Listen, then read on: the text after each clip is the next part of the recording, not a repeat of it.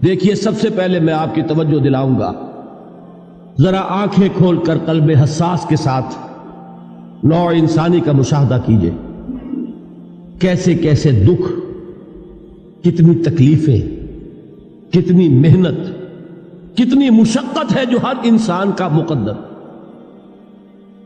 قرآن مجید میں ایک مکمل سورت ہے، سورت البلد، اس میں اللہ تعالیٰ نے متعدد قسمیں کھا کر ایک بات کہی، لا اقسم بہذا البلد وانت حل بہذا البلد ووالد وما ولد لقد خلقنا الانسان فی کبد۔ ہم نے انسان کو مشقت ہی میں پیدا کیا، یہ مشقت ہر انسان کا مقدر ہے۔ لوگ گھروں کو چھوڑ کر آئے ہوئے ہیں، کہاں کہاں انسان جاتا ہے، یہ اس دنیا میں محنت اور مشقت۔ ہاں، ایک مغالطہ ہو جاتا ہے کہ شاید یہ محلوں میں رہنے والے جو ہیں انہیں کوئی مشقت نہیں، انہیں کوئی دکھ نہیں، حالانکہ حقیقت یہ نہیں ہے۔ جو جتنا امیر ہے آپ دیکھیں گے اس کی جسمانی مشقت کم ہے، ذہنی کوفت زیادہ ہے۔ ٹرینکولائزرز کی انہیں ضرورت پڑتی ہے، انہیں سیڈیٹیوز چاہیے، خواب آور دوائیں مزدور کو نہیں کبھی ضرورت پڑے گی۔ وہ 8 گھنٹے کی محنت کرنے کے بعد احساس ہوتا ہے کہ وہ صبح ہی کی خبر لے گا۔ اور یہ وہ لوگ ہیں کہ جن کو ہپنوٹکس، خواب آور دوائیاں، سیڈیٹیوز، مسکن ادویات، یہ سارا لیبلیم اور یہ ویلیم اور یہ فلاں اور یہ فلاں، یہ کت کے ہاں جاتے ہیں؟ ذہنی سکون اور اطمینان انسان کو حاصل نہیں۔ کسی کی جسمانی مشقت ہے، کسی کی ذہنی مشقت۔ میں آپ کو یاد دلانا چاہتا ہوں مہاتما گوتم بدھ کا معاملہ۔ 30 برس کی عمر میں کپل وستو کا شہزادہ محل کو چھوڑ کر نکل گیا، جوان بیوی کو سوتا ہوا چھوڑ کر گیا، شیر خوار بچے کو چھوڑ کر گیا۔ راجدھانی میں رہنے والا محل کا باسی، جسے یہ معلوم ہے کہ باپ کے بعد مجھے یہ سلطنت ملنے والی ہے، کیوں گیا؟ کبھی کبھی آپ نے سوچا؟ اس نے انسان کے غم اور دکھ کا مشاہدہ کیا۔ اس نے دیکھا کوئی اندھا ہے، ٹھوکر کھا کر گر رہا ہے، کوئی والدین کھڑے ہوئے رو رہے ہیں اور ان کی نگاہوں کے سامنے ان کا نہایت محبوب بچہ دم توڑ رہا ہے اور وہ کچھ نہیں کر سکتا۔ اس نے سوچا یہ صدمہ کیوں ہے انسان کا، یہ دکھ اس کا مقدر کیوں ہے؟ اس صدمے سے، اس دکھ سے نجات پانے کی بھی کوئی شکل ہے کہ نہیں؟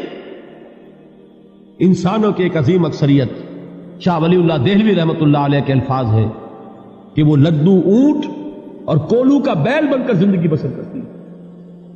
جو 8 گھنٹے تک اینٹیں ڈھو رہا ہو، اس شخص کا تصور کیجیے آپ، وہ واقعی انسان ہے یا حیوان بن گیا ہے؟ اور 8 گھنٹے کی اس محنت کے بعد بھی ہو سکتا ہے کہ 2 وقت کی روٹی اسے پوری نہ ملے۔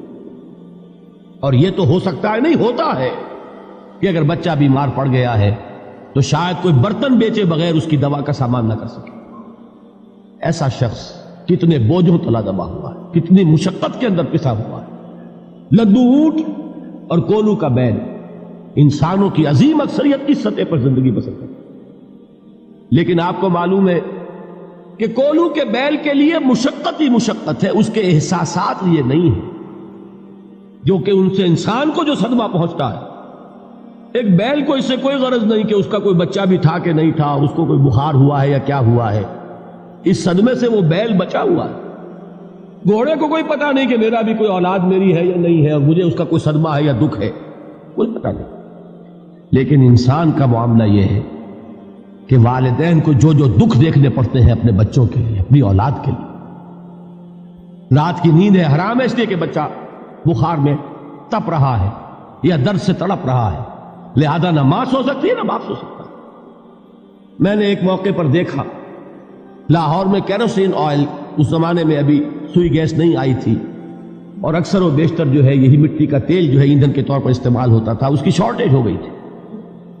تو کئی فرلانگ لمبی قطاریں لگتی تھی ان دکانوں کے باہر، ڈپوں کے باہر، اور ایسے ایسے منظر بھی کہ ایک خاتون برقع پوش، ایک گود میں بچے کو لیے ہوئے، ایک کی انگلی پکڑے ہوئے، بوتل ہاتھ میں لیے ہوئے تیل کے لیے، اور کئی گھنٹے کھڑی ہے دکان۔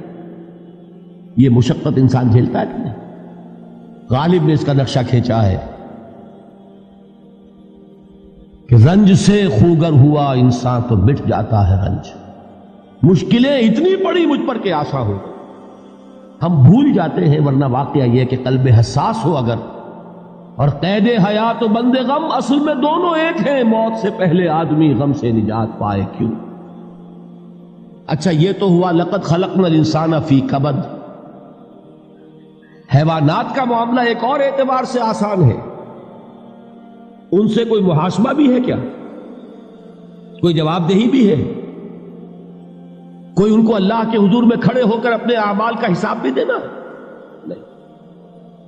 انسان کی یہ ٹریجڈی ہے، یہ المیہ ہے انسان کا.